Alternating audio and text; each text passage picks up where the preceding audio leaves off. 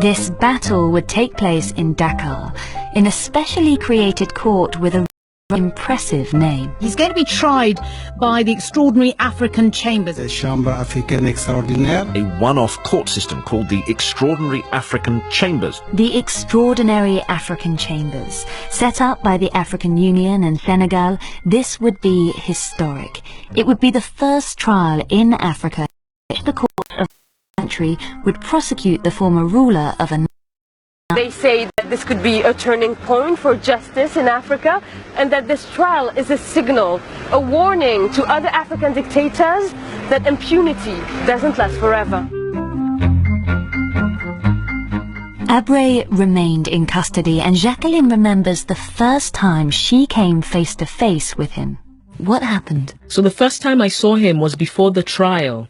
I looked straight into his eyes and he stared back. He didn't say a word. He didn't talk at all. So I said, you know what? You talk or you don't talk. It makes no difference. You will answer for your crimes. And he didn't even blink.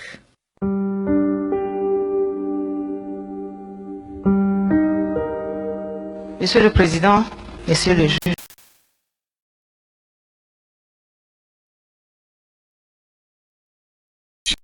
Il y a un responsable, Monsieur Habré.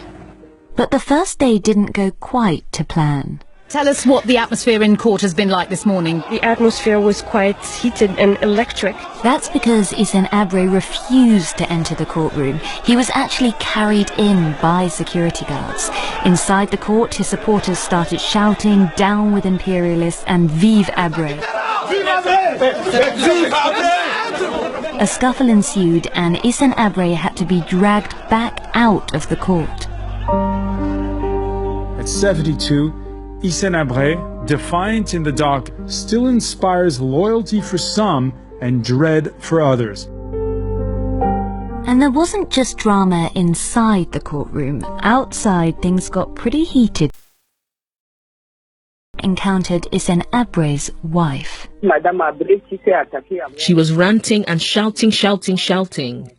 Then she saw me and ran towards me, and I had no idea what she was going to do, but she wanted to hurt me. But there was a huge crowd of people, and policemen caught her and took her away. Trial lasted a year. In total, 93 witnesses gave their testimonies. Including 5 rape survivors who Jacqueline had convinced to come to Senegal.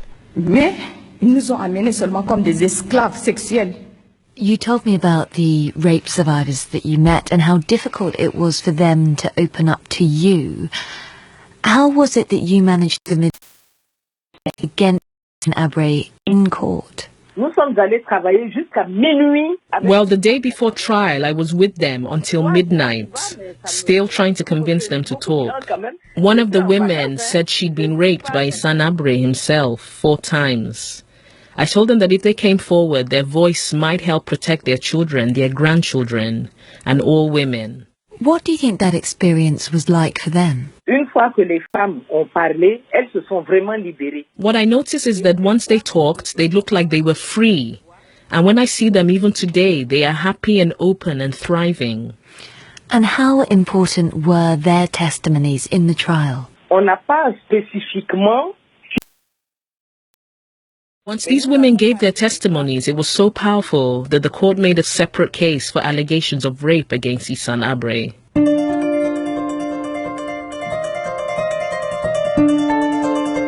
And then, on the 30th of May 2016, Maître Jacqueline Moudina,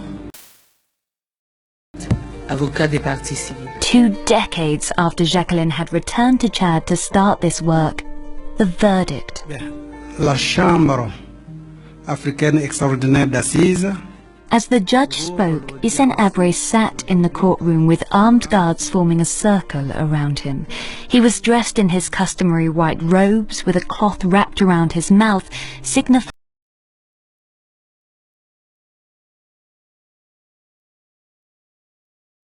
eyes closed.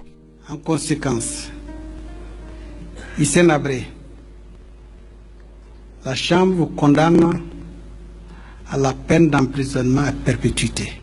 The extraordinary African Abre guilty of crimes against humanity, war crimes and torture, including sexual violence and rape. He was then sentenced to life in prison. Tell me about the day of the verdict. When the verdict was given, I was with the widows of the victims, and it was a huge joy for them and a big relief for me. After the grenade attack and everything I'd endured, I needed this. This condemnation of Ihsan Abre meant everything to me, and it's the most important case in my life. Here I am, trying to bring down a former head of state, a ruthless dictator, a man who had the support of France, of the United States. So it was a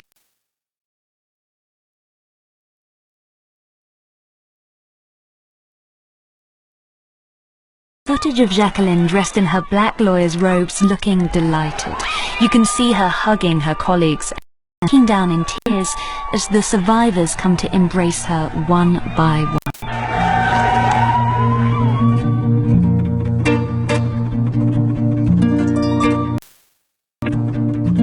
There was also another victory for Jacqueline. Remember those accomplices of Abre who were still in power in Chad?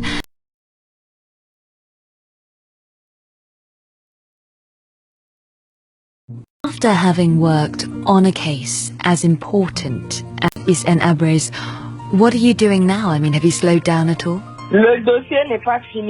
I'm working with survivors. And I won't rest until that happens.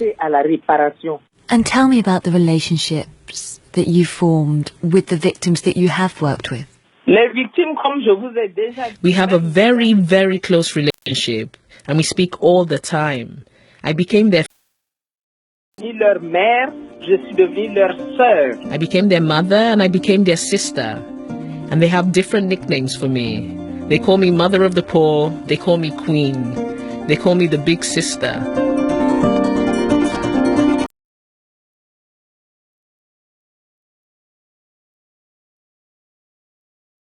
Life post-trial hasn't been entirely smooth.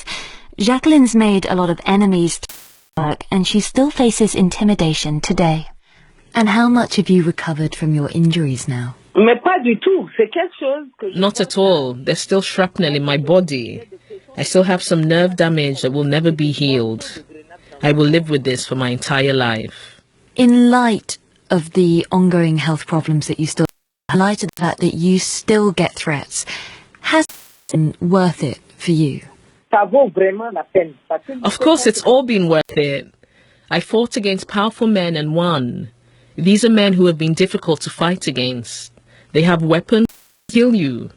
And I fought them with my weapons. My pen, my paper, and my mouth. That's all I've got. The determination of the Chad lawyer Jacqueline Moudena.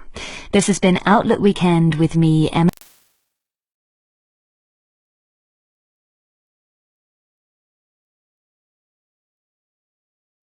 To rebuild a destroyed city. In 2017, Islamic State group fighters captured Marawi. Nearly 5 years on, I'm in the Philippines to see how the destruction is still affecting people today. And I'll explore the ways future extremism is being prevented, both in schools and prisons. The Other Caliphate at bbcworldservice.com/documentaries.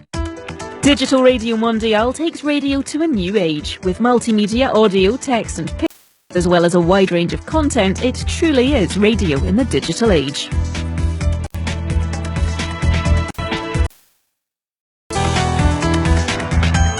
The BBC and Digital Radio Mondial